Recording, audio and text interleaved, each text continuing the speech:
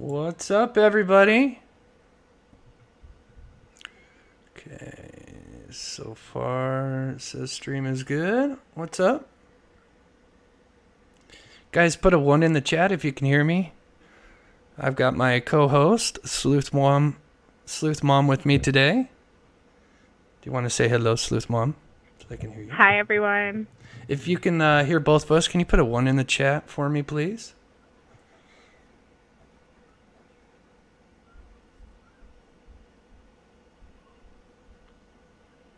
Awesome. Joe, can you hear me too? Or is it just Chris? What's up, Grandma Sandy, Laura Clayton, Daydreamer, Joe, Holly, good to see you guys. Lady M, Moonstone, I'm so glad you're doing better. Molly Golightly. Always good whenever Molly can join us. Yes. Awesome. All right, so you guys can hear. Everybody Hi, can Karen hear. Lee. Sweet. Okay, so we've got a pretty big show for you guys. So I'm going to start off with just the updates of the Colleyville incident for those who don't know. I'm going to just show this little replay clip here from last night. All right, so there you see the one suspect, two suspect there running out of the building. And so if you guys notice over to the left here, you're going to see 3, which is the hostages running out. And then you're going to see the gunman kind of come out just right after them with his handgun. I don't know why. It's like blurry right here. I don't know if they put that on there. I apologize.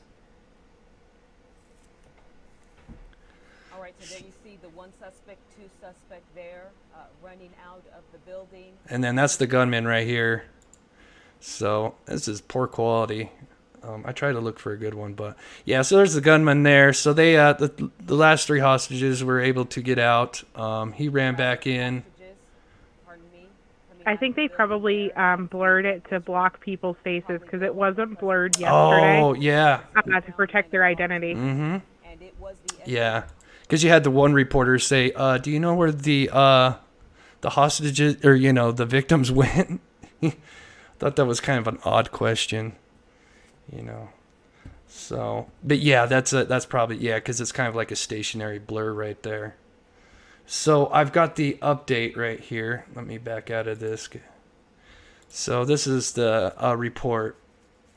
So FBA on Sunday identified Malik Akram, a 44-year-old British national, as the man who held 4 hostages at the Texas synagogue in an hours long, which was nearly 12 hours, I believe, standoff on Saturday before a rescue team entered the building and killed the suspect.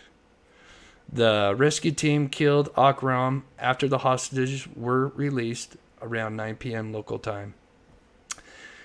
CSI and the Beth Israel congregation in Colleyville, about 15 miles from Fort Worth, recovered 1 firearm they believe belonged to Akram. So I believe that was probably that pistol we saw. A spokesperson for the ATF and explosives told CNN. So the governor, Greg Abbott, tweeted out, prayers answered, all hostages are all out, alive, and safe. So a good happy ending for 12 hours. That must have been terrible for them to go through. Yeah, I could not imagine being in that situation. Yeah, and I wonder what would have happened because, he was right behind them, as they were running out. Could you imagine? Because you see them almost trip over each other, the first 2. Right. I mean, what if they did kind of stumble over each other, and so they're just kind of piled right there. Of course, you've got the, the SWAT team, they probably got 3 different advantage points that are looking at that, doorway. So they probably took them out, but still, that's scary. It is. And here's the thing. So if he made some type of agreement with them, I'm going to get on a plane and take these hostages with me or something like that. You know what I mean?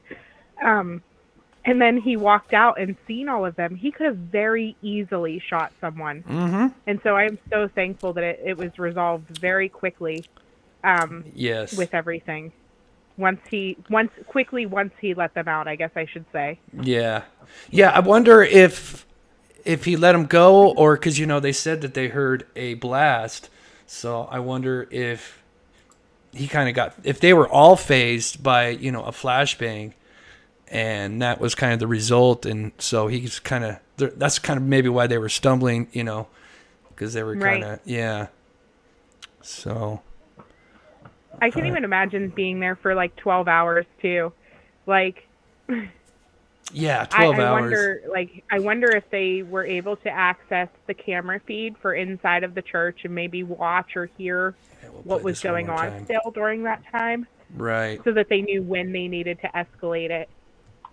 But once again, like I'm just glad that it was resolved so well with no hostages being hurt. Yeah, and then you had them training at this actual synagogue, from what they were saying in the report. So, so clearly they knew the layout of this particular building, which was lucky too. Paige, what's wrong?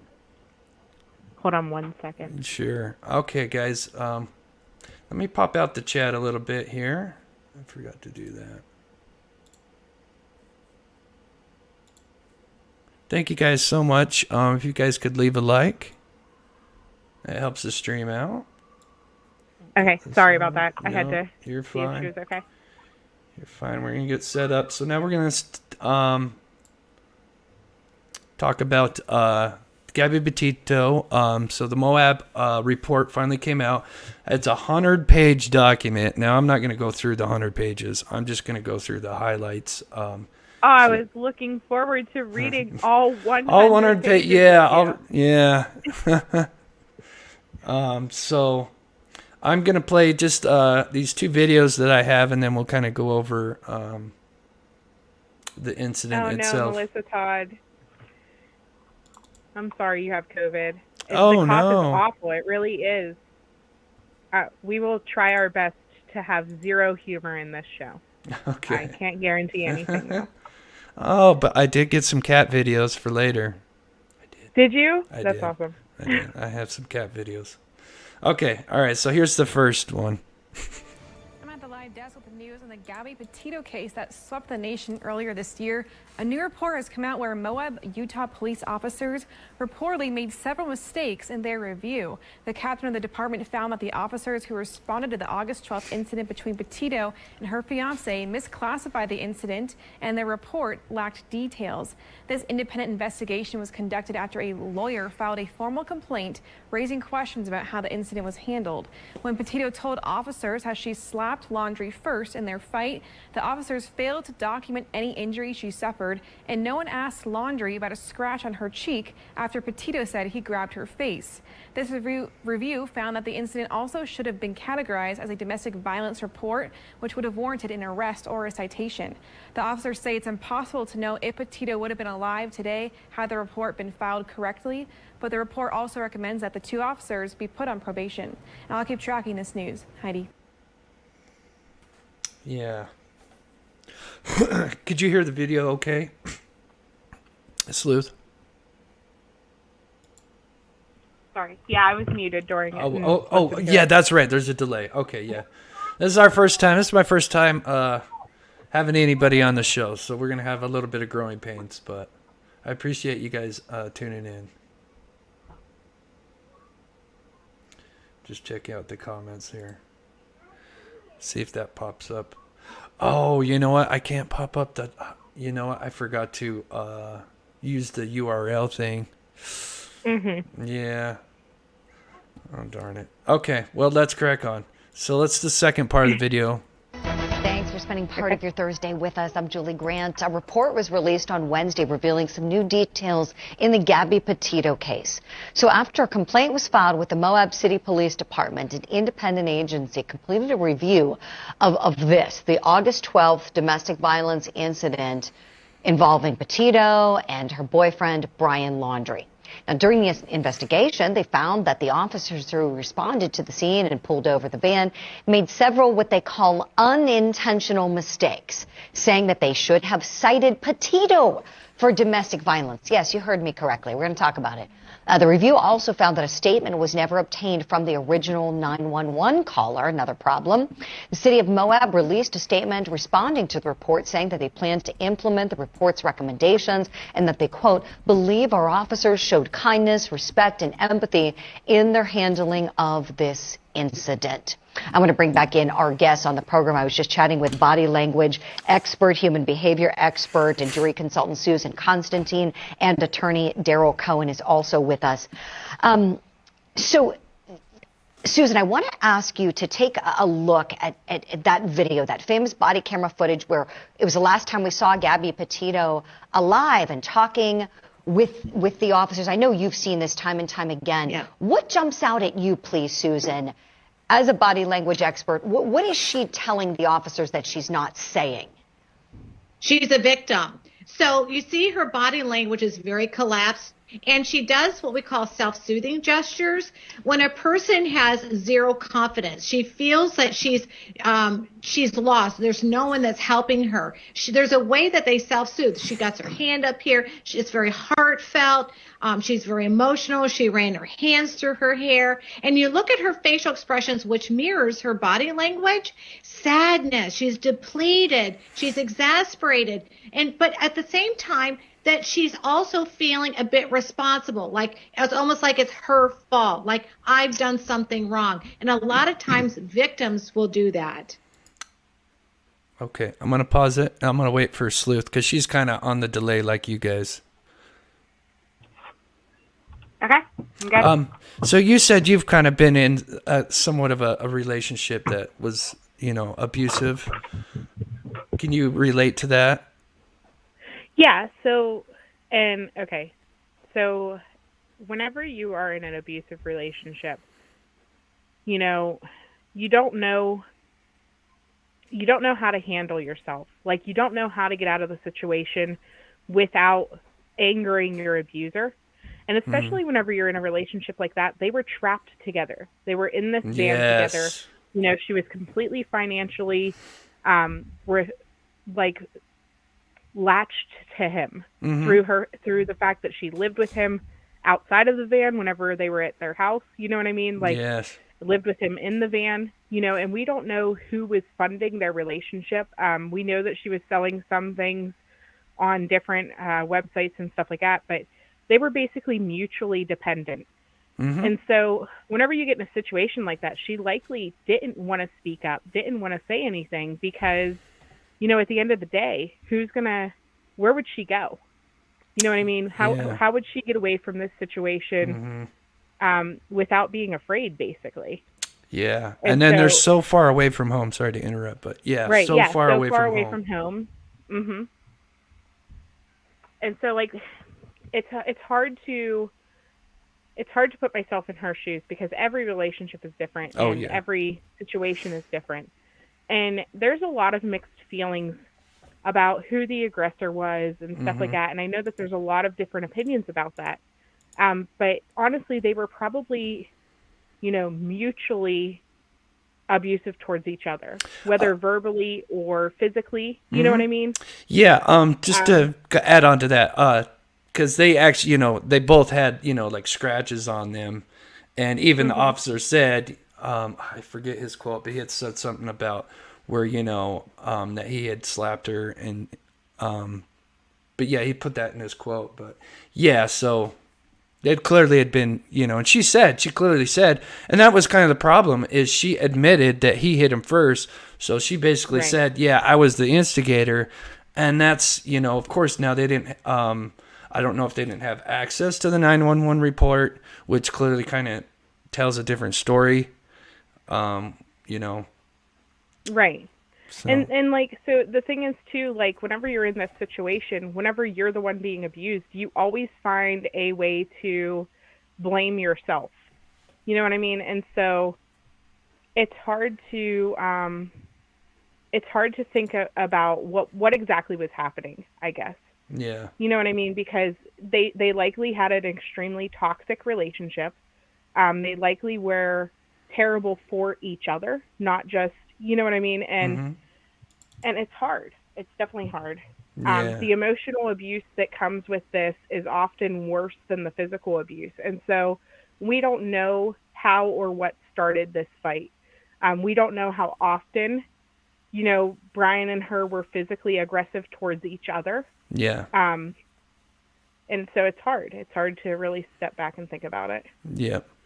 So I just did a poll 4 minutes ago. It says, do you think Brian Laundrie is alive? So far, we've got 52% saying yes, 48% saying no. Yes. So it's been kind of going back and forth. I think whoever so it's pretty much, I think right now it's really almost 50-50. I think it just depends on if take a break for a second. Here is Ray Anna Allen. She was last seen January 9th.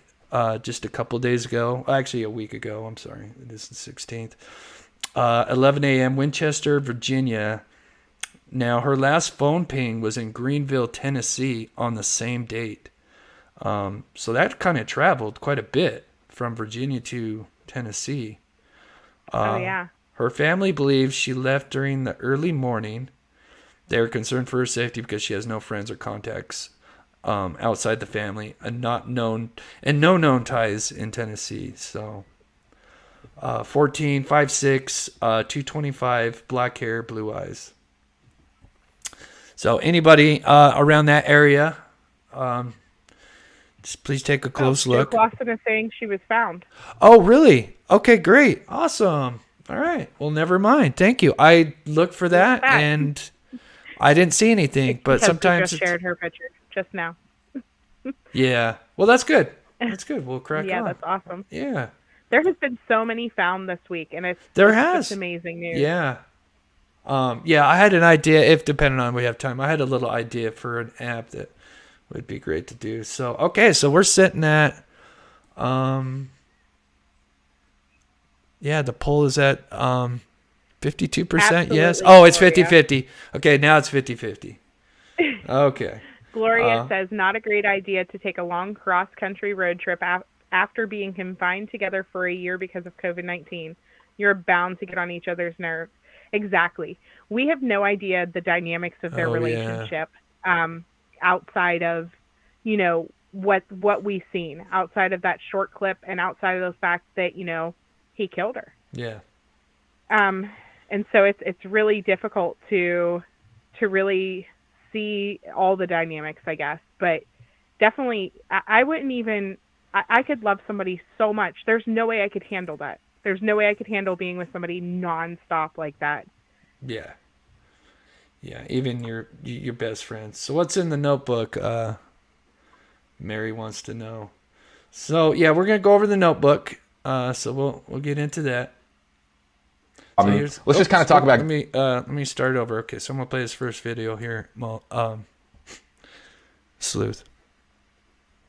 Let's just kind of talk about Gabby and Brian for a second, Brian, and talk about where this goes from here, because I don't know about you, I still get messages all the time about what's next. Yeah. When are we gonna learn more? Yeah, I think we will. I think we'll get more information. I think the FBI will put out some kind of press release or hold a press conference at some point. That's just, I don't have any insight into that. I don't, have any sources telling me that, but that's just what I think based on the level of interest and even some of my, conversations with the FBI feel like there's going to be some kind of conclusion in terms of I think they get that people want answers.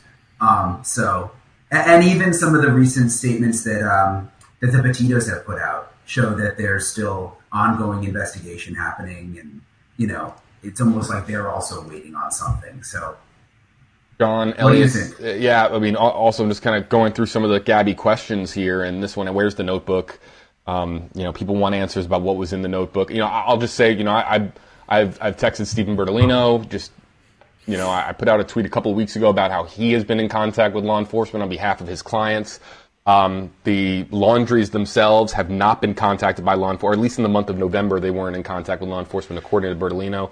We've put through requests to the FBI, and Brian knows that the FBI, the blanket statement is, we have no comments at this time. Most of the experts I've spoken to, retired federal prosecutors and stuff seem to think that they will not face charges. But again, I go back to these Petito statements that have gone out through their attorney that sort of allude to the fact that they're waiting to talk more about some of this stuff until this investigation wraps up, and that it is still a possibility. So, look, with that case, I hate to predict things because who knows, Expecting unexpected was.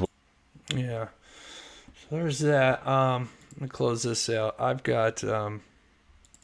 So here's this. I don't know if this is the notebook, but this is one of his notebooks that he doodles in. This could be the one. I found this. This is a picture. Apparently, this was taken when they went on one of their trips. But yeah, right here. And let me pull this out real quick.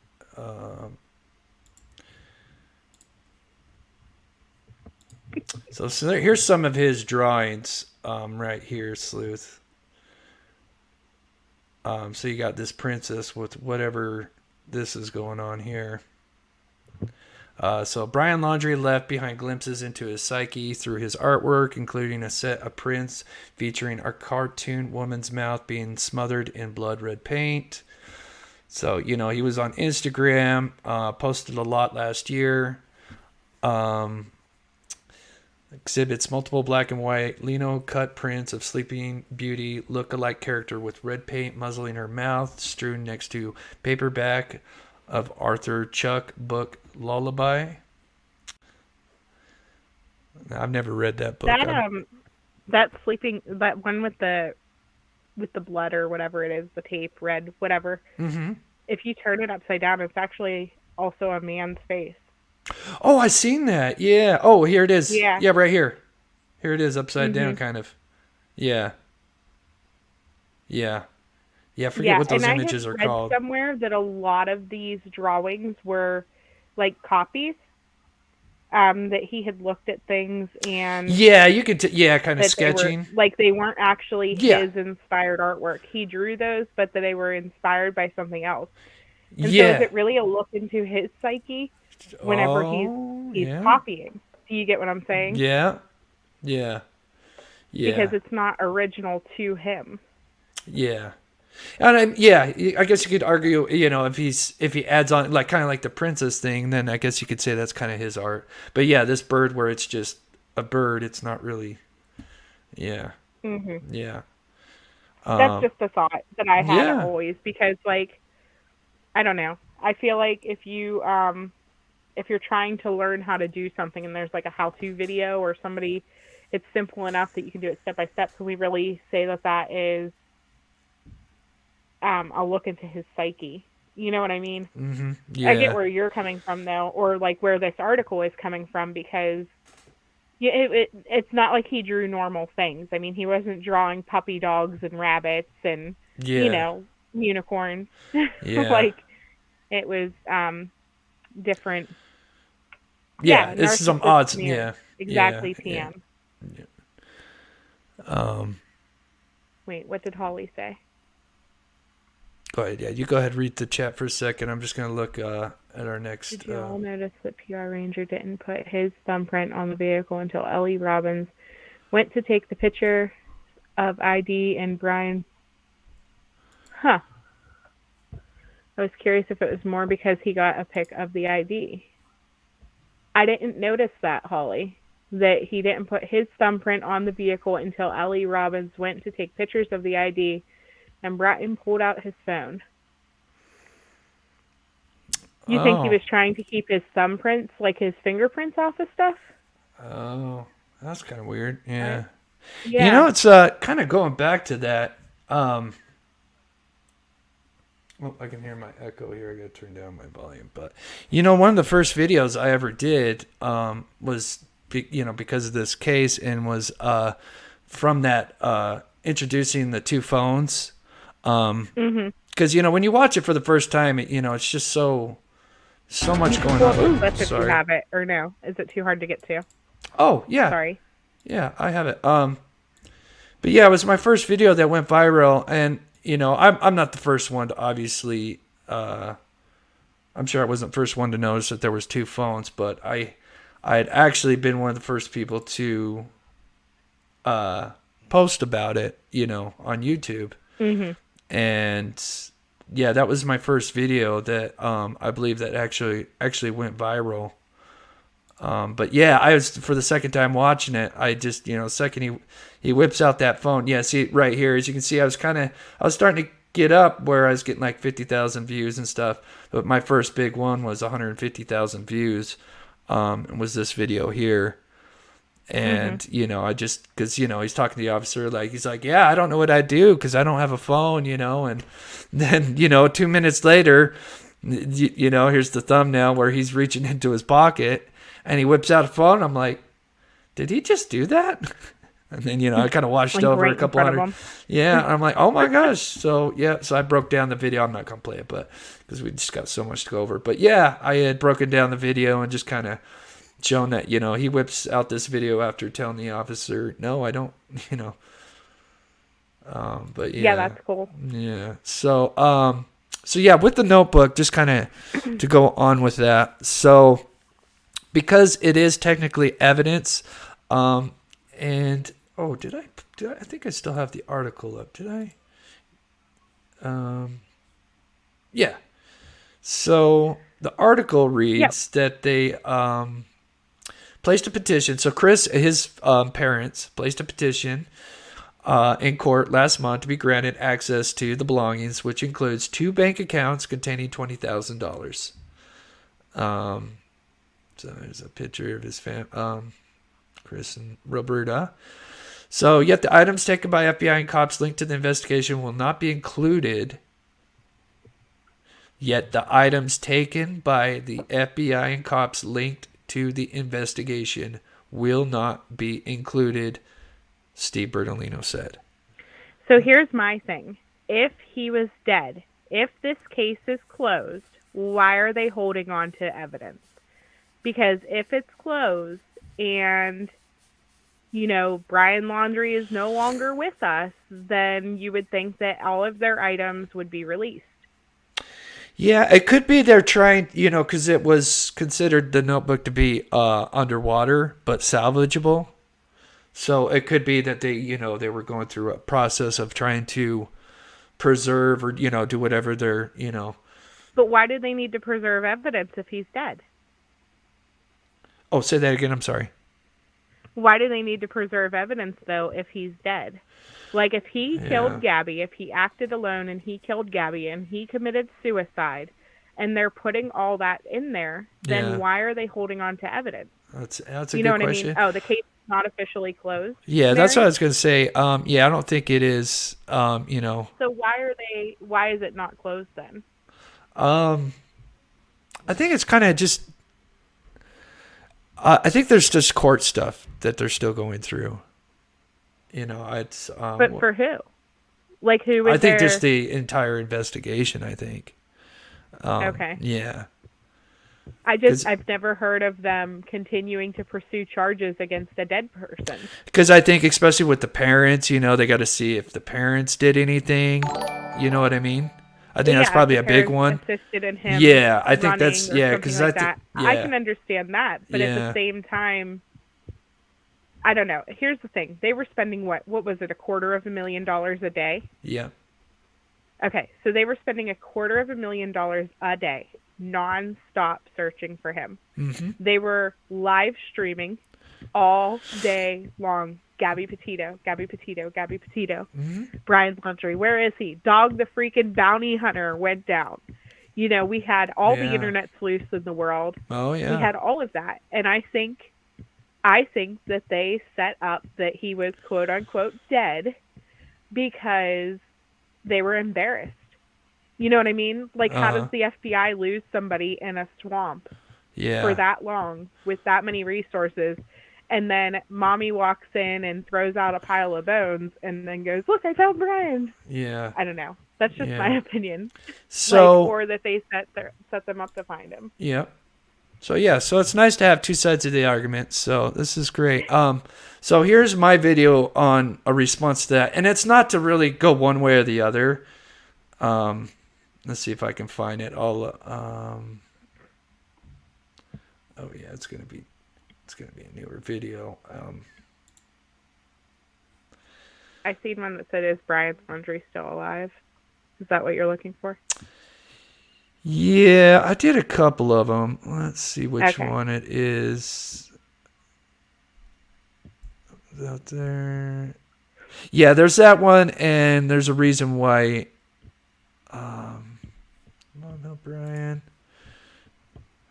I just did so many videos, but okay, yeah. So there's this one, and then. Sorry, guys, I'm trying to find it. Okay, yeah, here it is. All right, this is the one I was finding. Yeah, exactly, Marky. I agree. I think if Brian's not dead, then neither is Gabby. There has not been a missing person on every local channel across the U.S. since Adam Walsh. Why did this get so big? So here's a little known fact for everybody in your chat. Ariel Sellers, Isabella Kalua, went missing the same day as Gabby was reported missing in Hawaii. On the Hawaii channels, they were not broadcasting the search for Isabella Kalua. They were broadcasting Gabby Petito. Wow. And so her own island had no idea that she was missing. Oh, we my struggled gosh. to get her case out there because they were hearing about Gabby Petito instead of their own local missing girl. Wow. Oops. Sorry. Sorry. Oops. No, you're fine. I was just getting the video because I knew there was going to be an ad. But, yeah, that's crazy. So here, I guess I got to... So you need a website. Go to Fiverr. So I'm going to use this. So Brian Laundrie. Just pause it. I don't think I need to play it. But I took some screenshots of where they actually went into. Oh, yeah, I forgot to do that. So we all remember this little picture here, right? I'm not playing the video, so you don't need to mute me. Of his dad walking out with him. No, just the command. Early days, the command center. Okay. Okay, so you remember this. So they come in, they're looking for Brian Laundrie in the beginning days. So, and then we know where, how he had parked his car. So this red pin is where he parked his car, when he went in on, I believe, the 13th. You guys could correct me in the chat. I believe September 13th. I know the dates get kind of mixed up because, first it was the 14th and then they backtracked. The lawyer put out like 6 different dates. Yeah. So here, this pin is where the car is at. This circle is the picture I just showed you. And this is, what was this? This is 6 miles. 6 miles. And this isn't even the entire preserve. So just kind of give you an idea how big it is. So no, I don't know why they went this deep. Because when they went looking for him, the rain totals weren't that high in the beginning. Now it did start to rain a lot shortly after they started getting there. But I don't think this place was really entirely flooded yet. But for some reason, they went all the way over here. I don't know if they thought, well, if he's alive, he's going to start, trekking through. And so we're going to try to get ahead of him. And so that's maybe why they set up over here. But it's just so odd that they would go so far away. Well, and you would think because his parents went to his favorite trail. And if they went to his favorite trail and found him that quick, you would think that they would have asked his parents, where does he like to hike? Like, where does he like to go? So here, speaking of that, all right, good night, Mary. Good night, Mary. So this is his car, and this is the path, and this is part of the trail. And, ironically enough, it's called the Live Long Trail. I don't know if you knew that. There's Live Long and Prosper Trail. But, so this is the Live Long Trail, part of it. And this arrow, I was wrong. I thought, so all the remains and stuff were found on this side of the trail. When I did this video, I thought it was the notebook and stuff were found on this side. So I was kind of wrong on the exact area. But so everything was found over just past this little kind of clearing right here. So, but yeah, the video you see, I think his dad's probably about right here where my mouse is at. And, you know, so they're walking along the trail, and then all of a sudden he just kind of does this little beeline. And like I said, it's a little bit further up, but it's pretty much right around here. And then I believe the FBI team or whatever, they were further up on the trail, and then they found the remains, you know, about right here, just a little bit further. So just to kind of give you an idea, just if you weren't sure. See if I have a different. Karen Lee, here's the thing. You know, I always wear a tinfoil hat in certain situations. And whenever you see, like, the media just go crazy, it just makes you really question. Because how many things were also going on in the world at that exact same time that all of this happened? And just everything was just overwhelmingly Gabby. And so even if, let's say that she is actually dead and that Brian is actually dead. Do I think that they intentionally blew this case up to distract? Do I think that it's possible that they could have, you know, killed Brian and threw his remains there even to, like, at a later date to try to make it look like, no, we didn't do anything wrong. Like, we didn't miss finding him or let him get away or anything. He was here the whole time. I think it's all possible. I think that our government will do things like this to lie to us. And I know that sounds crazy, but like I said, sometimes you just have to have a tinfoil hat on too. Sure. And, you know, I think that her family is truly devastated. So in that regard, I do think that she's likely no longer with us.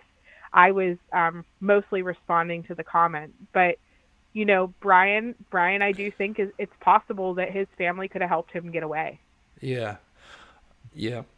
So speaking of kind of that on that topic, so here's this guy. This guy is Nicholas Rossi.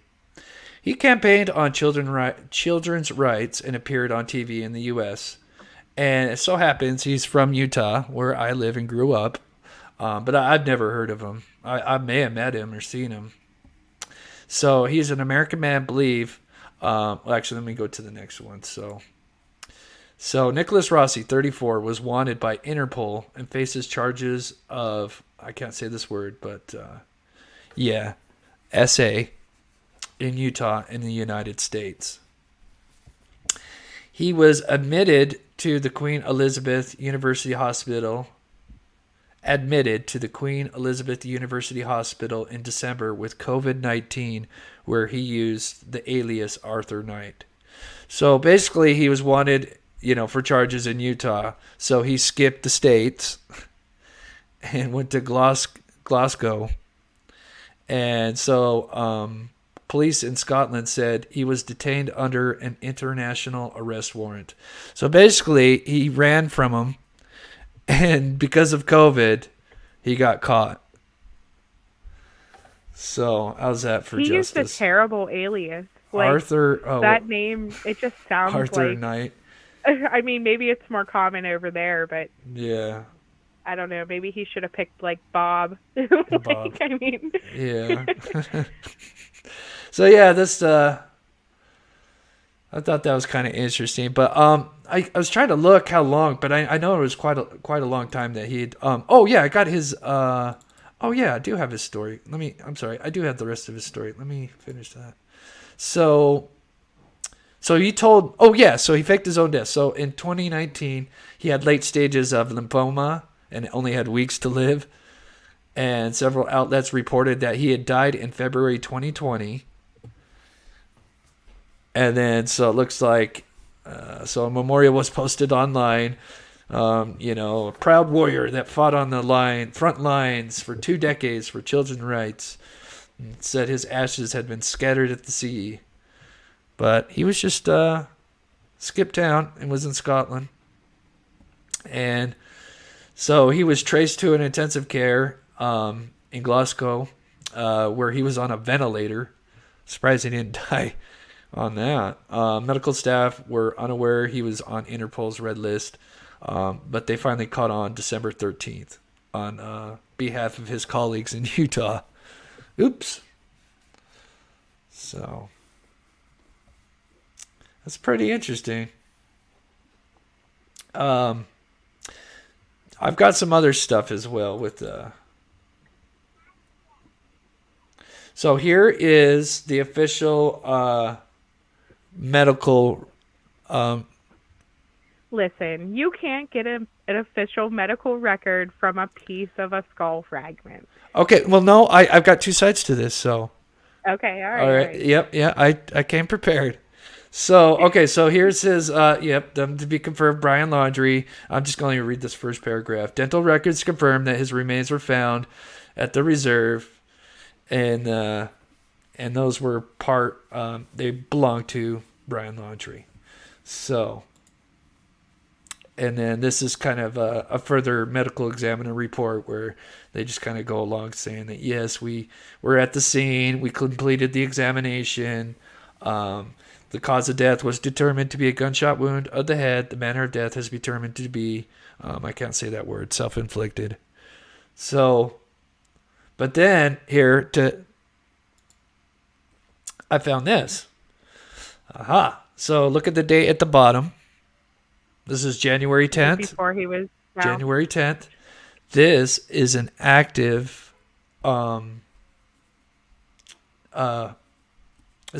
warrant for his arrest.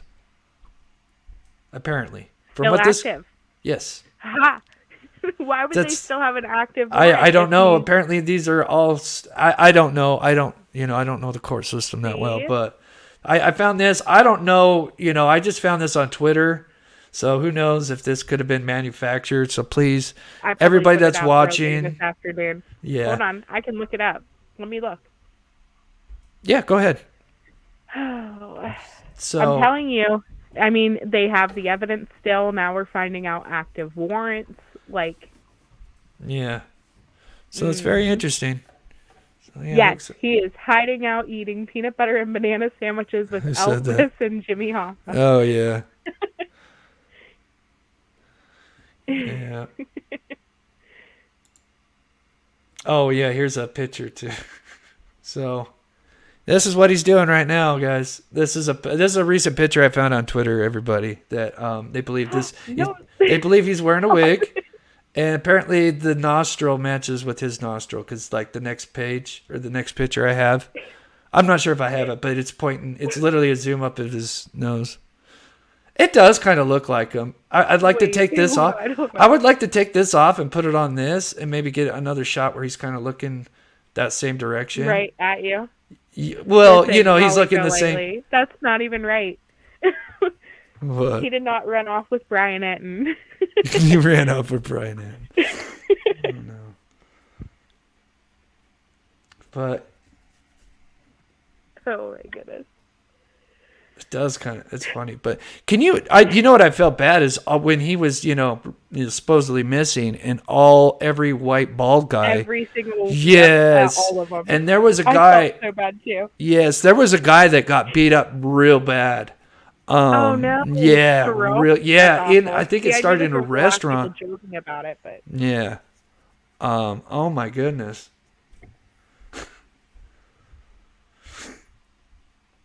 So let me back out of that. And then one more thing to go on your theory, and then we're going to jump over to Kylen Crystal case, guys. Okay. And there's still a little bit more to go with the Brian case too. So we're not done, but I'm literally crying right now. Molly made me cry. That was too funny.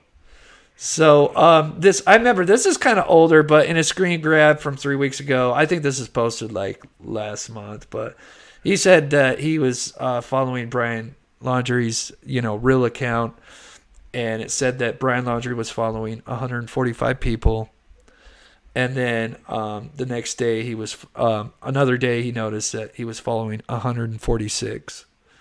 The problem with that is, though, and I'll debunk that one on my own. Yeah.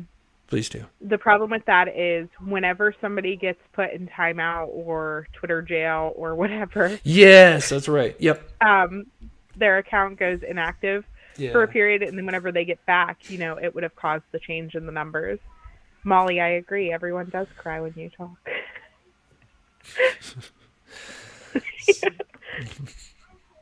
So, yeah. I remember I heard something. I'm sorry. I'm trying to read the chat and I gotta do two mute. things I'm at once. sorry. I'm Yeah, sorry. Go ahead. you're like, no, you're good. And first start with the latest. Sorry. Is there? I love VLC Player, but for some reason, if you minimize it and then you click on one of its videos, it won't like pull it up. You have to purposely go in, and so that scares me. All right, so I'm gonna play this. So we all remember. Well, actually, we'll get to the gun in a minute, but we do know that, of course, Brian Laundrie were down during August 12th, because the incident happened in Moab on August 12th, and then they went to the Bowen Hotel where Brian Laundrie stayed at. On the 13th, Kylen and Crystal Schulte, they would go to a Woody's bar. And I had seen an interview done by Shay. I forget her last name, but she was the manager and a close friend to Kylen and Crystal. And, co-worker. She was a manager to, I believe, Crystal. I'm not sure. It was one of them. So, she said that one of her friends said that they actually did see Brian Laundrie and Gabby Petito at that Woody's. So they could have ran into each other.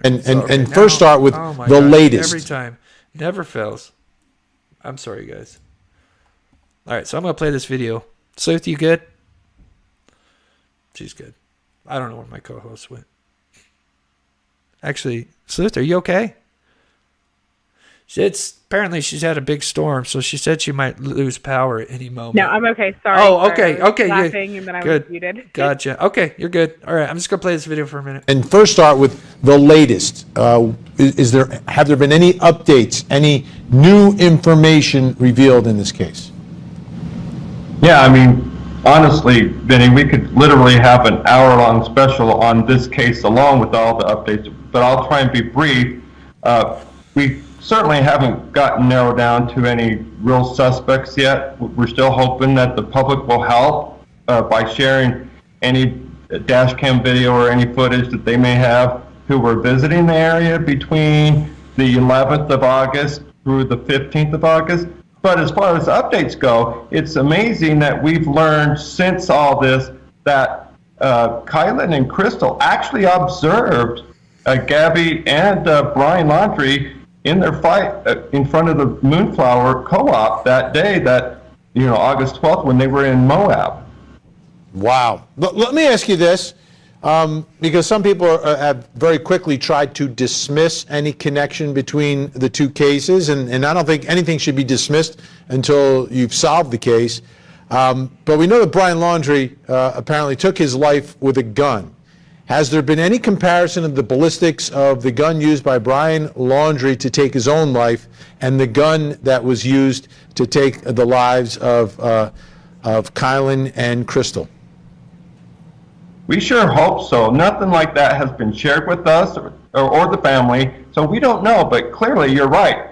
Brian Laundrie took his life with most likely a handgun. We'd like to know the caliber of that as well. We do know, and it's been publicly shared, that Kylen and Crystal were murdered with a 9mm handgun. So if there's any similarities in the type of gun used, that could either rule him in or rule him out as a possible suspect here. We'd like to know that because we'd like to move forward if Brian Laundrie is not responsible for this double murder. Okay, guys, I just put up a new poll. So, do you guys think Brian Laundrie killed the newlywed couple? Just pull that up so I can see the poll here. So,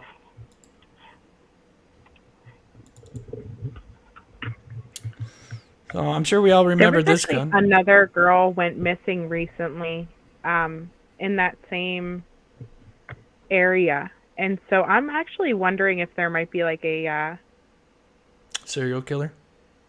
Yeah, like something going on in that park. In Moab, are you talking about?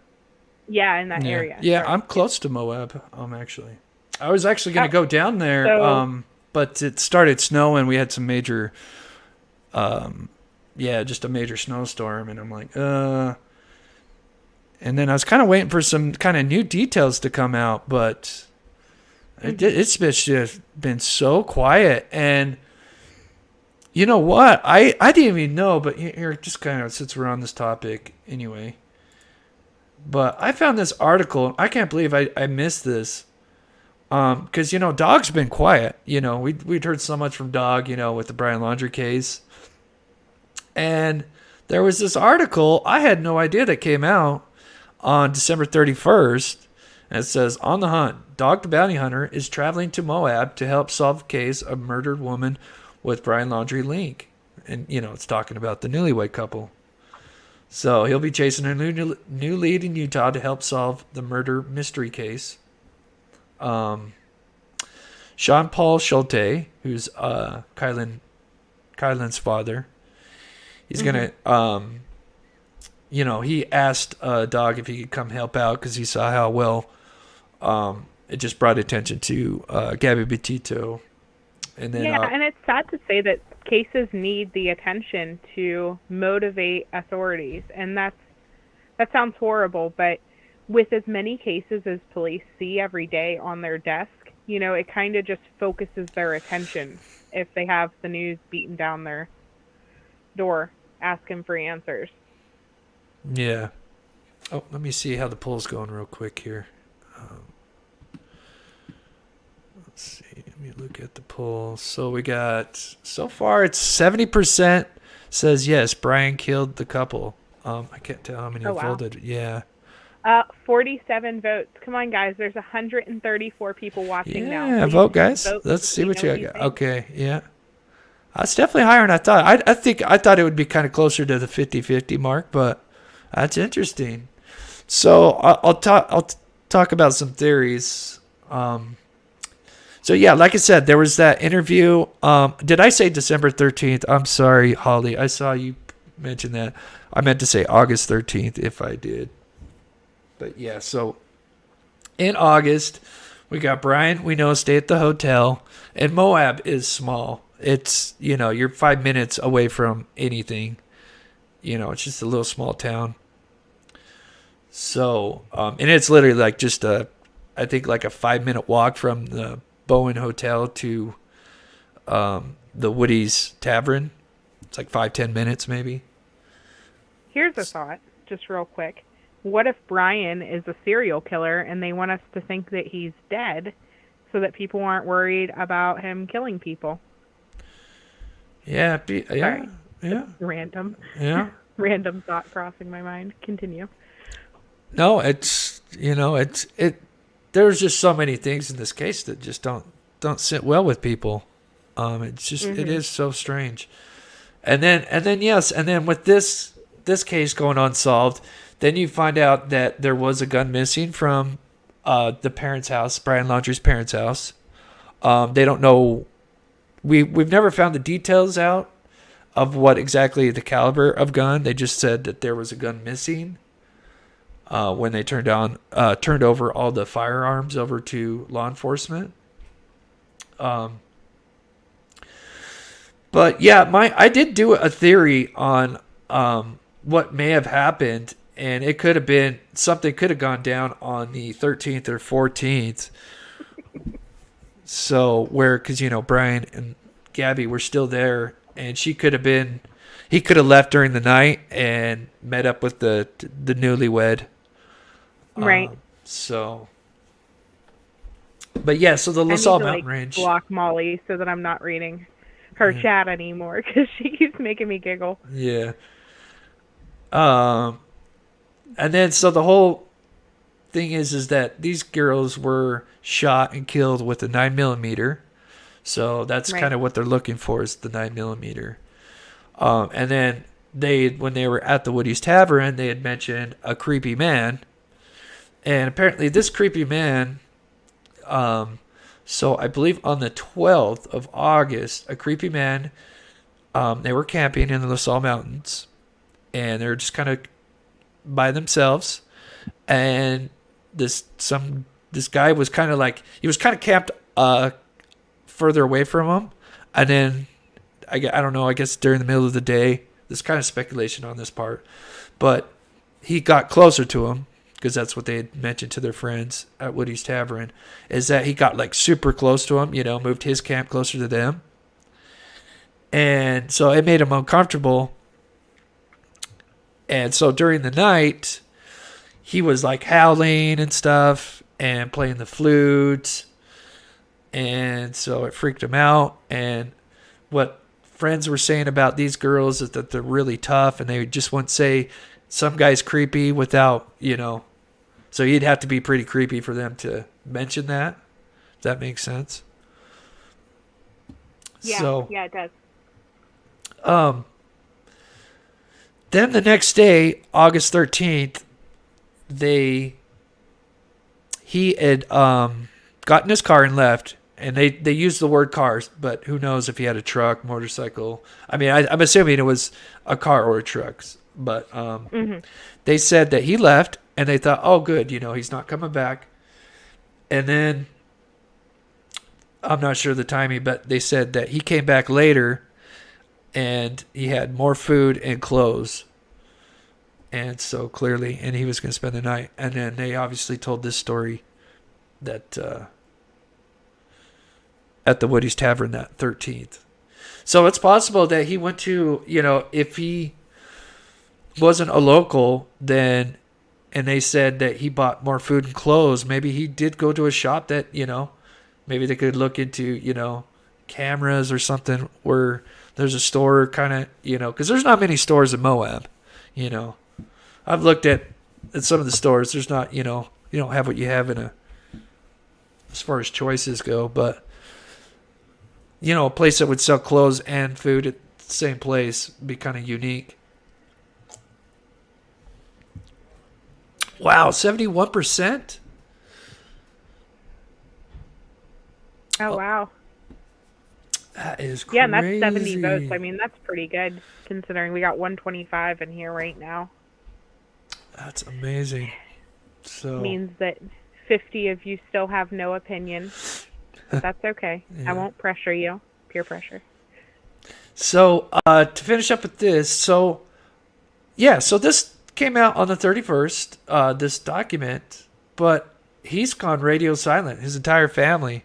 When the Brian Laundrie case, Brian and Gabby case was going on, baby Lisa was tweeting out constantly. We were having videos uploaded. But this report comes out, and then since then, like I went over to Twitter and stuff, there's just nothing for January. So I don't know if he even came out or what. And I know the Sun, the Sun is not always the most reliable source, but. So, and then we found out what, let me minimize this. So this gun turned out to be an Imperial 22 Model 7. It is from 1969, this pistol. From the ballistic reports. It was wrapped in meat. It could have been used for, like, as a weight. Apparently, if you look up magnet fishing, apparently this is something that's kind of, I wouldn't say popular, but common to do. So, but it is just odd for someone to wrap up a gun and use meat in. But this gun was obviously found at Fort DeSoto. One of the theories is that Brian had killed himself with it. This is one theory. Brian had killed himself with it. And then one of the parents came along, grabbed the gun, and tossed it into the Fort DeSoto. But now we know. Trying to get rid of it? Yeah. But now we know that it's from 1969. It's more likely that D.B. Cooper used this gun than Brian Laundrie. So, and this gun's not a 9mm. Why would it have the new rope, though? Like, there's so no way the to gun make itself. So the gun itself is from 1969. Oh, okay. Yeah. Yeah. So. Sorry. No, you're fine. So yeah, and it's a 22, so it does not match the caliber for the Newlyweds because they say it's a 9mm. Do you want to post your link up there? Yeah, I've been dropping. Oh, have you? Okay, periodically. okay, cool. Mm-hmm. So 73%. God, that's crazy. I would expect it a little more 50-50 on that. Well, I would say like 60-40, yes to no. So, here's something interesting though I found. I did not know about this. Let me know if you knew about this. So, because I've been seeing a lot of these posted because they're trying to help people who are going camping and stuff. But a lot that are going around is the whole change your greetings, change your like voicemail. So if you're stranded, you know, the thing is the idea is you would call your greeting or your voicemail and say, oh yeah. hey, I'm stranded and so I'm going to be heading to this place. You know, the date is, you know, but the only problem with that is if you're in a place that doesn't have service, you can't do that. So I found this. This is interesting. I had no idea about this. So smartphone settings could save your life. These built-in aids can help you call for help quickly and stealthily. All cell phone supports the emergency SOS, and many will even call with no cell phone service or SIM card installed. Is that crazy? I've never seen this before. Yeah. So this is really interesting. It is. I just saw this. So I guess for the iPhone, you have to go into your settings, you go into emergency SOS, you turn on auto call with side button, and then how you activate, briefly hold the side button and the one volume button.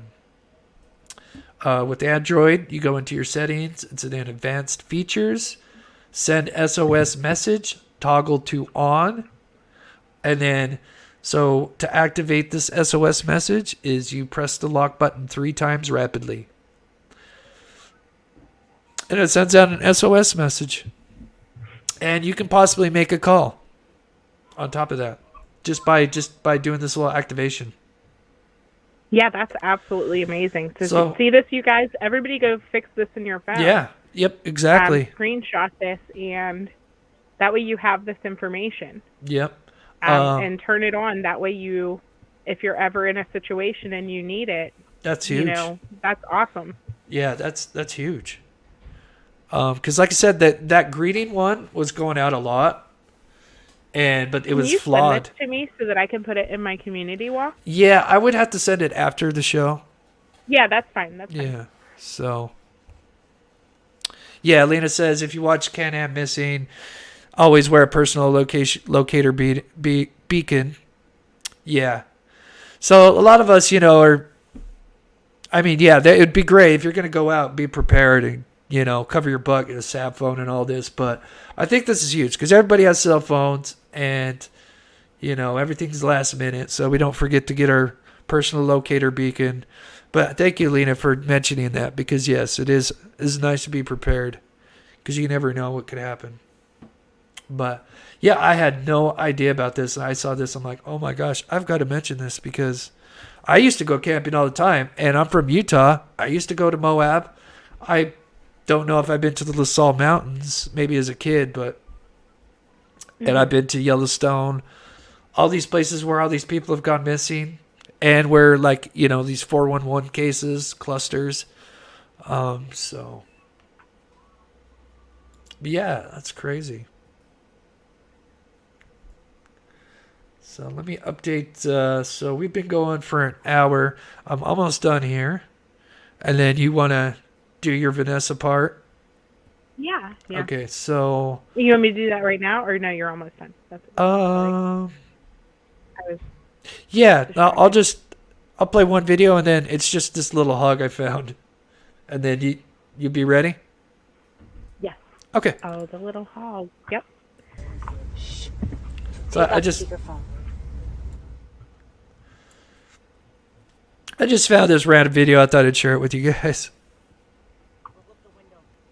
This is Chris Laundrie. This is clearly after they found his son's remains.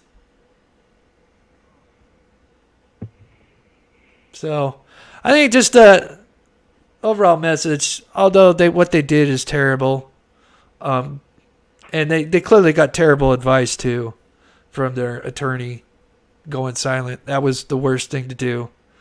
But at the end of the day, they're human beings. They may be the worst human beings, but they're still human beings. Right. So, let's pull up Vanessa. So I've got some of your screenshots. I also have got, let me just look what I've got here. So yeah, I just got some of the part of her story here. So let's see. Oh, 1 second. Yeah. I'll just read out her story and then I'll let you just barge in. So Vanessa Morales was 14 months old when she disappeared 2 years ago. And this little girl is still missing. A $10,000 reward is still being offered for information leading to finding her. And Sonia, police responded to the home where Vanessa and her mother lived on December 2nd, 2019, to check on her 43-year-old Christine Holloway after she didn't show up for work and found her body. Officials say that she had been beaten to death. Oh my goodness. Vanessa was missing and some of the child's belongings were gone as well. Police later arrested Jose Morales, Holloway's boyfriend and Vanessa's father, and charged him with the murder of Holloway and tampering with evidence. He was also named a suspect in his daughter's disappearance, and police believe he holds the key to finding her. We believe he was at least one of the last two people to be with her. Lieutenant Patrick Lynch of the Ansnoa Police said in the initial stages there were several interviews done with him, but after the arrest and with the ongoing criminal prosecution, we haven't spoken to him. That's something him and his attorney would have to initiate for us. Morales has pleaded not guilty. Ah, what a dirtbag. Yeah. And so here's what happened. She didn't, Christina Holloway, her mom, didn't show up for work. And so her bosses, she worked at a daycare where she often took Vanessa to work with her. And whenever she didn't show up, her bosses basically called in a wellness check because they were concerned because of the previous history of domestic violence between, Vanessa's dad and Christina. And so they sent a wellness check out, and initially police knocked on the door. No one answered, and they just left. Well, later on that evening, they went back for a second wellness check. The moonroof windows were open, like the sunroof. Yeah, you cut out. Windows were open. Yeah, you cut out that last, sorry. Go right to after they knocked at the door. The first time. The first time? The first time. Okay, Yep. yeah. Yep. So they knocked on the door and no one answered, so they left. Whenever they were leaving, you can actually see his car in the body cam footage.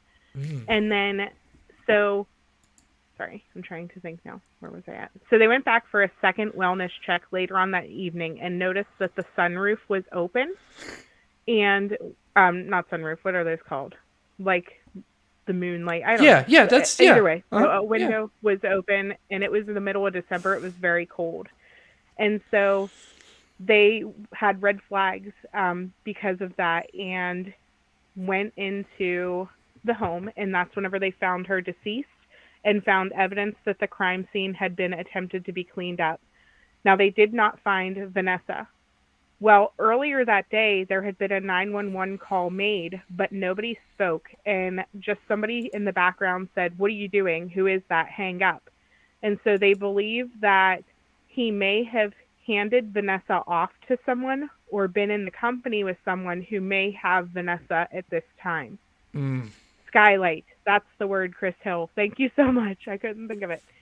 And so they have no reason to believe that Vanessa is deceased, because of the fact that he took items that were essential for her care, such as her favorite favorite teething ring, her diaper bag, her favorite blanket, and her car seat were all missing. Yeah. And so they really believed that she could potentially be out there somewhere.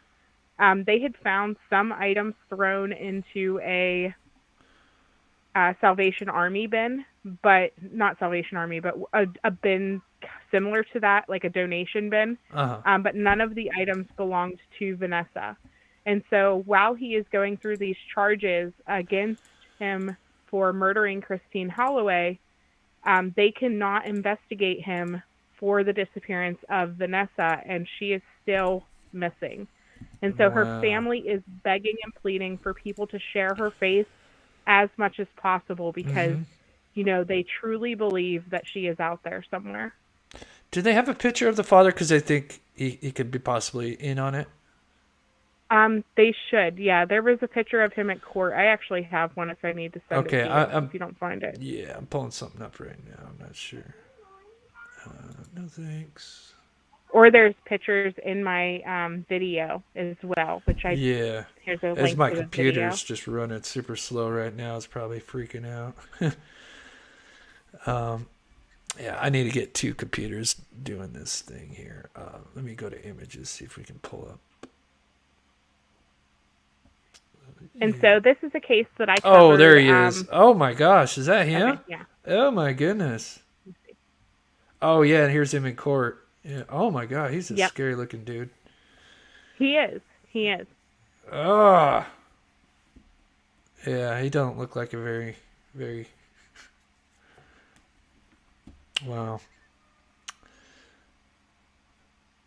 So, and this happened in Anasoa. Where's that? New Haven.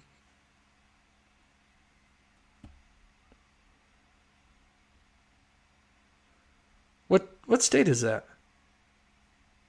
Sleuth? I think I just lost Sleuth. Sorry. No, I'm back. Okay, and so there was a age enhanced photo of her. Yeah, I just saw that. What state is this? Yep. This is in. Hold on. Sorry. I just see Connecticut, Anasoa. I think. I think it's Connecticut. Yeah, they just say Anasoa. There's no state. I'm like, I've never heard of Anasoa. Yeah, a lot so of like, articles do that. I hate that. Yeah. Because not everybody it is knows Connecticut. where people are. Yeah. Connecticut. I've never heard of Anasoa, so it's like Anasoa what? Yeah. Okay. So Connecticut, guys. If any of you guys are around that area. So Anna Marie says he looks angry. Yeah, he does. He don't look like a very nice guy at all.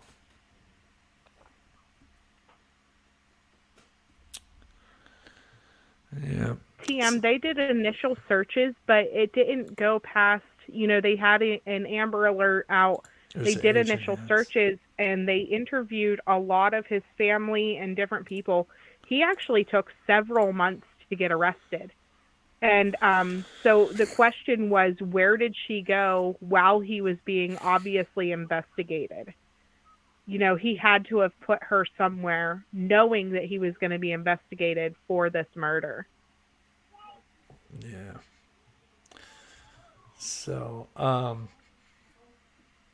thank you guys so much for tuning in. This is great. We've got over 100 people in the chat. Please leave a like. And let's see. I'll leave that up here for a minute. Let's see. I'm going to close. So I do have a shareable video about all of her details. If there's anything else you guys want to know, it's all in this video. I just dropped the link for it. Yeah, great. Thank just you. a short 10-minute, I try to keep my videos that I do about individuals kind of, at a length that people will sit and watch, number one, and that you can share it and get all of the details out as much as possible whenever I make the uploads. One of the things that people were drawn to my channel, especially during the Gabby Petito cases, I kind of kept them about 4 to 5 minutes. And I noticed everybody just loved it.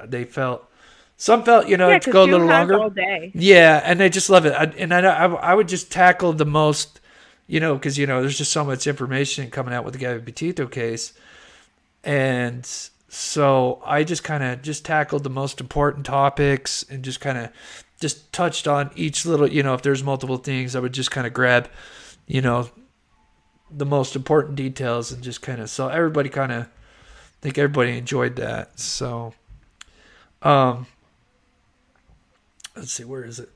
So, Cat John, are you still here in the chat? Cat John sent me, I think it's like it's a 53-second song with her playing the acoustic guitar. It's an original song that she did for my channel, and I would love to play it for you guys if that's all right. Is that okay, Cat John? That's an amazing voice. So we'll play this while we look at some Gabby pics. That's 53 seconds. This is so cool.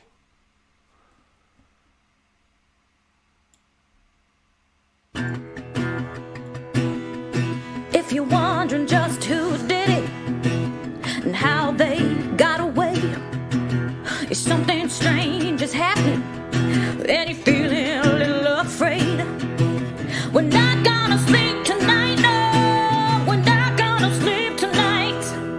The monster's under our bed. So with the help of Chris the detective and a sidekick cat called Beef, we're gonna find all the answers to every mystery. We're not gonna sleep tonight, no, we're not gonna sleep tonight. The monster's under our bed, yeah, the monster's under our bed. Oh my gosh, that is so amazing, Cat. Oh, oops, I got it on repeat. That is just so amazing. I mean, you had me blushing. That is so cool. I can't believe that. You sound amazing. Thank you so much. Show some love for Cat John. That is just so cool. That was really awesome. Is You have that a great voice. Yeah. I wasn't sure what I was going to expect, when she sent it to me. And oh my gosh, I was just blown away. I was just kind of beside myself. That literally put a smile on my face for the rest of the day. Like, that was so cool. Because I'm honestly, I'm nobody special. We're all just, the same. I just happen to make a YouTube channel, and you guys are just happen to be watching me. Yeah, we'll fit it in somewhere for sure. Yeah, that's just so cool. Yeah, new intro music. I agree, Molly. Yeah. That's awesome. Yeah, that's so cool. So, just show you what I got. This is Gabby Petito when she was younger. So I thought I'd show you guys. It's kind of a blurry, because it's an older photo, but yeah, that's so cool. But so I had fun. Like, this has been nice. We should definitely do this again. Yeah, I think this guy. Throw out your link again if you have. Oh, yeah. Okay, you did. Okay, awesome. This guy liked it too. He said, "I'm gonna eat some corn." So cute. He is my favorite. I love it. It's like, hey guys. Yeah. So guys, I think we're anything you want to add before we go, Sleuths? No, I think kind of keep it, like, I know it was a little bit longer than what I normally do, but we're only an hour and 20 minutes. I think that's a perfect time so that people can rewatch it and not be annoyed that we're on for like 8 hours straight or something. Yeah, I think we tackled quite a bit. And so for those of you, I'm with Sleuth Mom. So please go and subscribe to her channel. We'll be doing some collaboration.